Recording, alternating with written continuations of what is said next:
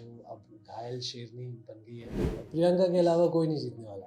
कुछ चीज़ें जो सौंदर्या ने समझी नहीं, उनकी वजह से उन्होंने नॉमिनेट किया। अर्चना से थोड़ा-सा एक्सपेक्टेड भी था कि वो कभी भी पलट सकती है। लेकिन उनकी लैंग्वेज ऐसी होती है ना, वो इतनी ख़राब हो जाती है। ऑब्वियस सी बात है, अगर कुछ लोग जो ग्रुप बना के खेल रहे हैं, वो जो इंडिविजुअल लोग हैं, उनको टारगेट करके निकालेंगे पहले। प्रियंका के अलावा सिर्फ साजिद सर हैं जिनके साथ में घर के बाहर भी दोस्ती रखना चाहते हैं। सौंदर्या, अर्चना वो लोग अलग थे, लेकिन हम दोनों को टारगेट करने के लिए वो भी मंडली में जाके मिल गए और पलटन बनाई।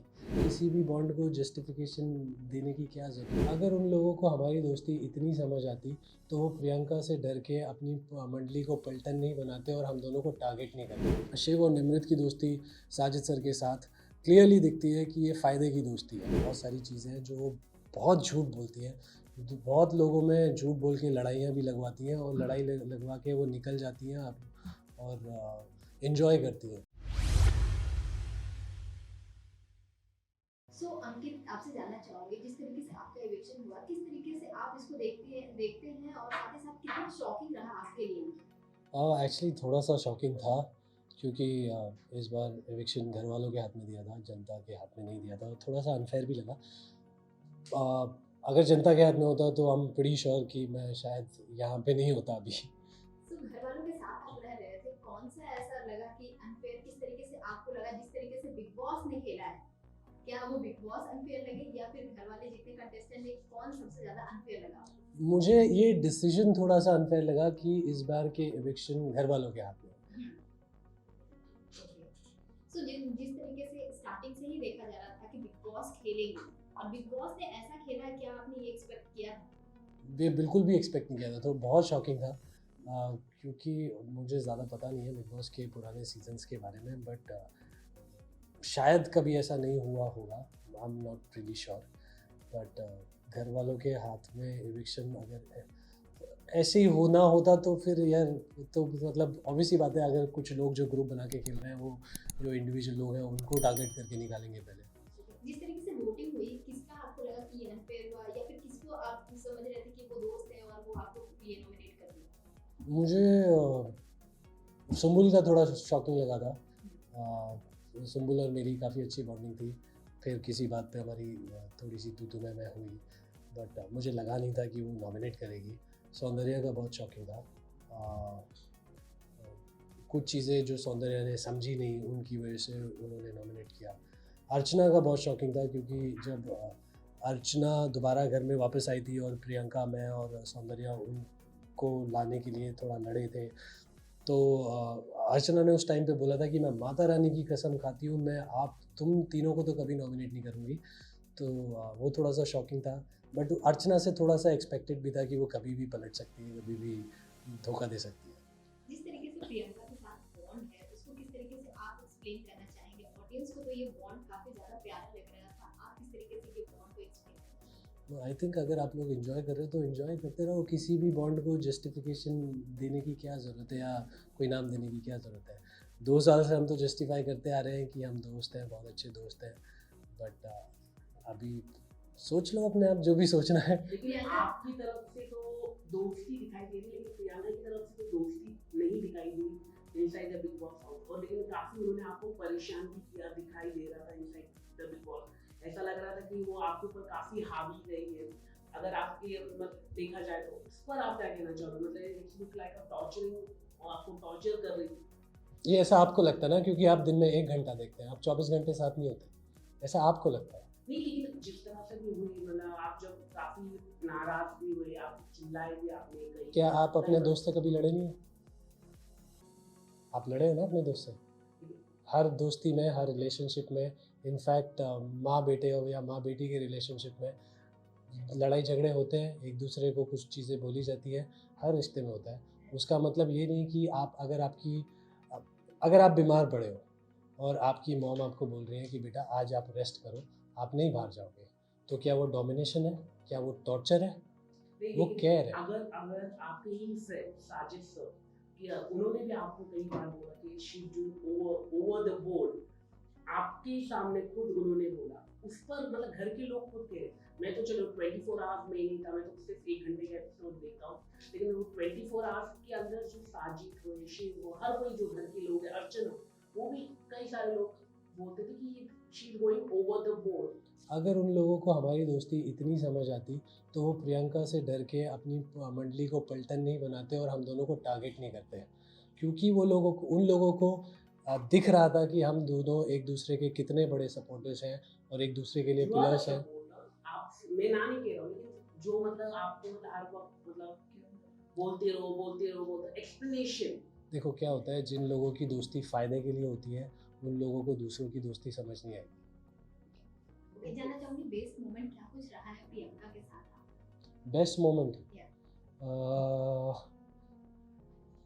जब घर से चिट्ठी आने वाला टास्क था और प्रियंका को वो चिट्ठी पढ़ने का मौका नहीं मिला था और मैंने उसके लिए एक ऐसी चिट्ठी पढ़ी थी, तो आई थिंक वो हम बेस्ट मोमेंट था। प्रियंका के अलावा और किसे आप ये ट्रस्ट करते थे और हमेशा उनके साथ बॉन्ड बना के रखना चाहेंगे? साजिद सर, उन्होंने हमेशा मुझे सपोर्ट किया है और मुझसे भी जितना बन पड़ा मैंने किया उनके लिए, और हमारी दोस्ती जो भी हुई वो किसी गेम की वजह से नहीं हुई, वो दोनों के पर्सनल इंटरेस्ट की वजह से हुई। उनको भी सिनेमा बहुत पसंद है, मुझे भी सिनेमा बहुत पसंद है, तो हमारी बातें भी ऐसी सिनेमा से ही शुरू हुई। एंड प्रियंका के अलावा सिर्फ साजिद सर हैं जिनके साथ मैं घर के बाहर भी दोस्ती रखना चाहता हूँ। घर में सबसे ज़्यादा स्ट्रॉन्गेस्ट प्लेयर कौन है? प्रियंका। प्रियंका के अलावा अगर बात की जाए तो एक बार मैं कैसे बोलूँ कि उसके अलावा कौन स्ट्रॉन्ग प्लेयर है, सब तो ग्रुप में खेल रहे हैं। ग्रुप में किसकी इंडिविजुअलिटी निकल के आएगी, किसकी पर्सनैलिटी निकल के आएगी। एक इंसान नहीं है घर में जो ग्रुप में नहीं खेल रहा। 6 लोगों की मंडली थी, उसमें से मैं और प्रियंका अलग थे, सौंदर्या, अर्चना वो लोग अलग थे, लेकिन हम दोनों को टारगेट करने के लिए वो भी मंडली में जाके मिल गए और पलटन बनाई। तो आप किसको स्ट्रॉन्ग बोलोगे? आपके एलिमिनेशन के बाद प्रियंका का क्या कुछ होगा टेक या फिर किस तरीके से उनका गेम देखते हैं, कहीं ना कहीं वो वीक होते नजर आएगा या फिर और स्ट्रॉन्ग बन जाएंगे? आपका क्या कुछ? मुझे लगता है कि अब प्रियंका बहुत और ज़्यादा स्ट्रॉन्ग होगी, क्योंकि वो अब घायल शेरनी बन गई है और पूरे घर को सर पे उठा लेगी और उसको पूरे घर वाले मिल के संभाल नहीं पाएंगे।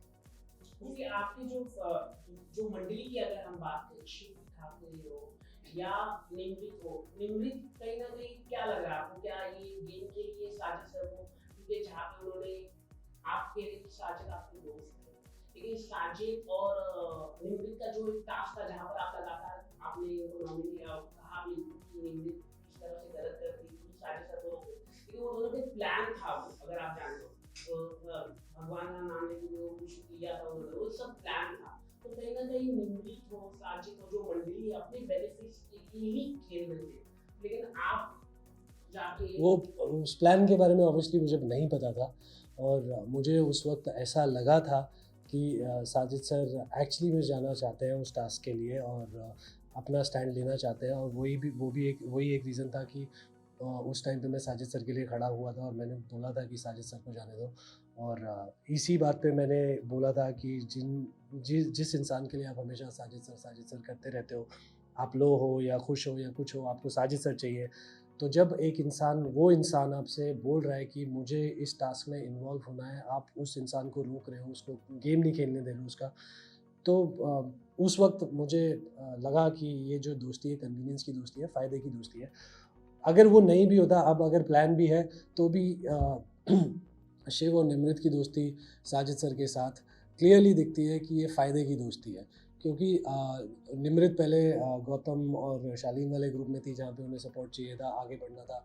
जब उनकी गौतम से अनबन हुई, जब सौंदर्य उस ग्रुप में आ गई, तो वो जाके शिव के साथ मिल गई, क्योंकि आई थिंक उनको कहीं ना कहीं पता है कि वो इंडिविजुअल नहीं खेल सकती हैं और उनको सपोर्ट के साथ ही आगे बढ़ना पड़ेगा। आपका एलिमिनेशन बहुत ही ज़्यादा शॉकिंग है आपके लिए, हमारे लिए और साथ ही साथ फैंस के लिए। जानना चाहूँगी आपकी जगह किसको आप एलिमिनेट देखना चाहते थे या फिर होना चाहिए, कौन डिजर्विंग?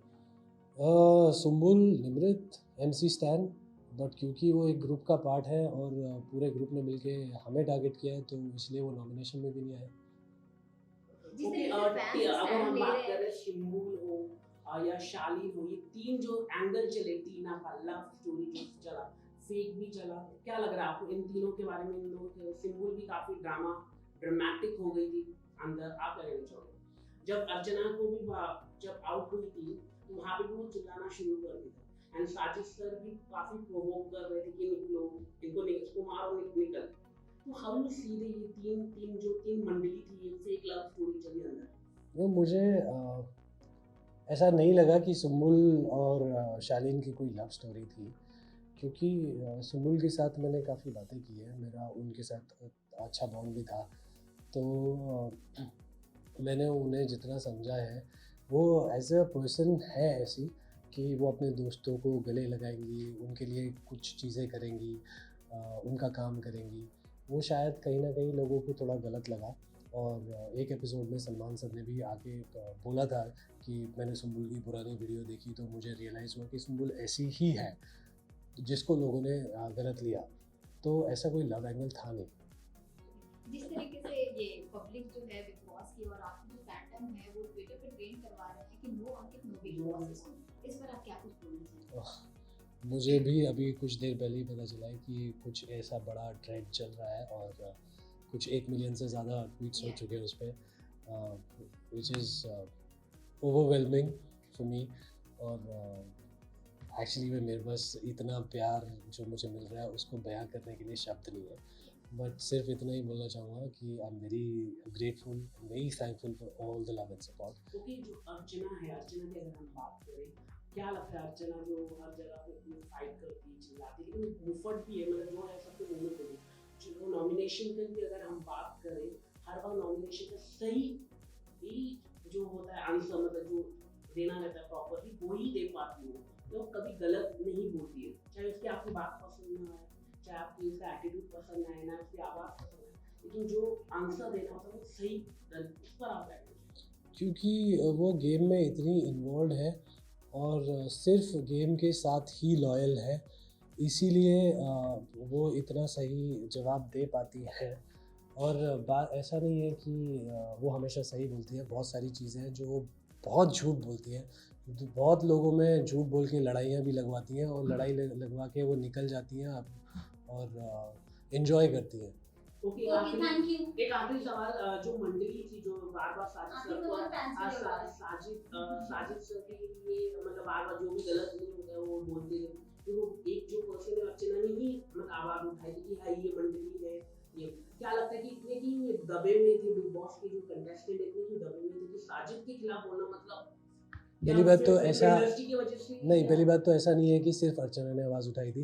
प्रियंका ने उन्हें बहुत बार बोला है, प्रियंका ने उन्हें बहुत बार बोला है। कुछ टाइम मैंने भी उन्हें जाके बोला है, सर यहाँ पे आप गलत थे, इसमें मैं आपको सपोर्ट नहीं करता, दोस्ती अपनी जगह है। और अर्चना का जो कई बार क्या होता है, वो बोलती सही है लेकिन उनकी लैंग्वेज ऐसी होती है ना, वो इतनी ख़राब हो जाती है और वो इतना गलत बोल जाती है जिसकी वजह से उनके सही मुद्दे भी गलत पड़ जाते हैं। तो फर्स्ट ऑफ ऑल जो यही बोलना था कि ऐसा नहीं है कि सिर्फ अर्चना ने साजिद सर को उनकी गलत चीज़ों के लिए गलत बोला है, बाकी लोगों ने भी बोला है। ओके, प्रियंका ट्रॉफी जीतने वाली है तो सबको पता ही है, लेकिन इसके अलावा दो कौन हो कंटेस्टेंट होने वाले हैं वो आप बता दीजिए। प्रियंका के अलावा कोई नहीं जीतने वाला। हाँ वो लेकिन टॉप 3 मतलब टॉप 3 में आई थिंक शिव और साजिद सर होंगे, क्योंकि वो ग्रुप का एक पार्ट है, तो एक दूसरे को सपोर्ट करके चलते रहेंगे आगे तक। फाइनली। Thank you.